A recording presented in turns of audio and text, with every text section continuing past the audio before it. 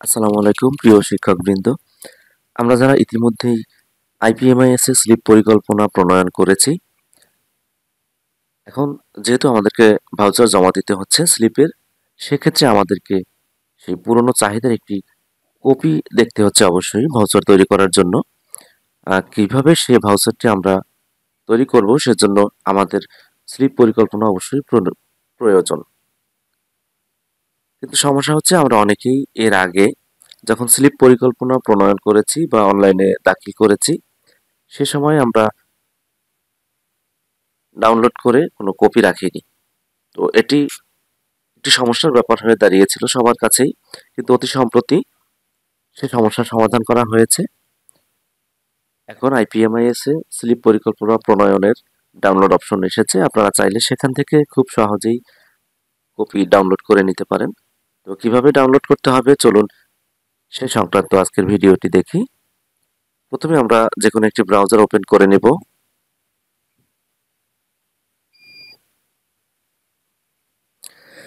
আপনারা জানেন আমাদের আইপিএমআইএস এর যে অ্যাড্রেসটি হচ্ছে সেই অ্যাড্রেসে আমরা প্রবেশ করার জন্য অ্যাড্রেস বারে লিখব ipemis.dpe.gov.bd।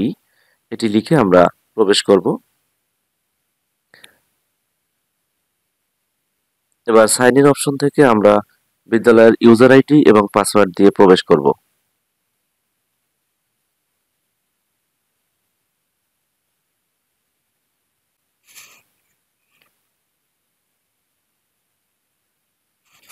আমরা একটি বিদ্যালয়ের ড্যাশবোর্ডে প্রবেশ করেছি আইডি এবং পাসওয়ার্ড ব্যবহার করে।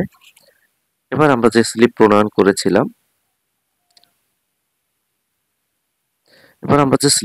করেছিলাম সেখানে চলে যাব। বাম পাশ থেকে স্ক্রল করে নিচের দিকে স্লিপ ব্যবস্থাপনা, স্লিপ আবেদনের তালিকা এই অপশনে ক্লিক করব। দেখুন এখানে আমরা যে স্লিপ পরিকল্পনা প্রণয়ন করেছিলাম সেটি এখানে অনুমোদিত হয়েছে।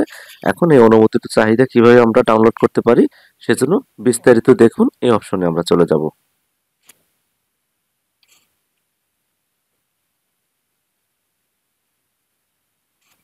এখানে পরিকল্পনার বিস্তারিত রয়েছে। একেবারে উপরে প্রিন্ট করুন নতুন একটি অপশন যুক্ত করা হয়েছে। এর আগে এই অপশনটি আমাদের ছিল না।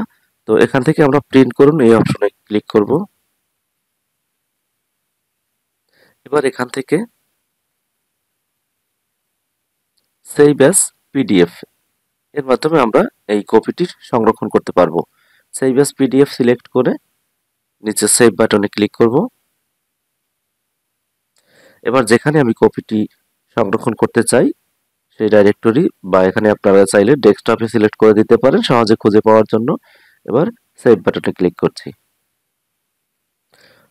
এবার দেখুন আমি মিনিমাইজ করে যাচ্ছি।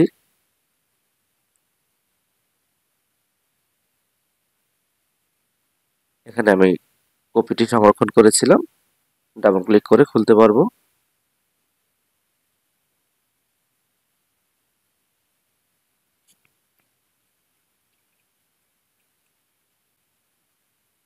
এই হচ্ছে আমাদের পরিকল্পনা। এখান থেকে আমরা প্রয়োজন পড়লে এখানে আমরা প্রিন্ট করতে পারবো। সেক্ষেত্রে প্রিন্ট অপশন এখানে রয়েছে। আপনারা চাইলে এখানে ক্লিক করে বা কন্ট্রোল পি কিবোর্ড থেকে চেপে খুব সহজেই প্রিন্ট করে নিতে পারেন।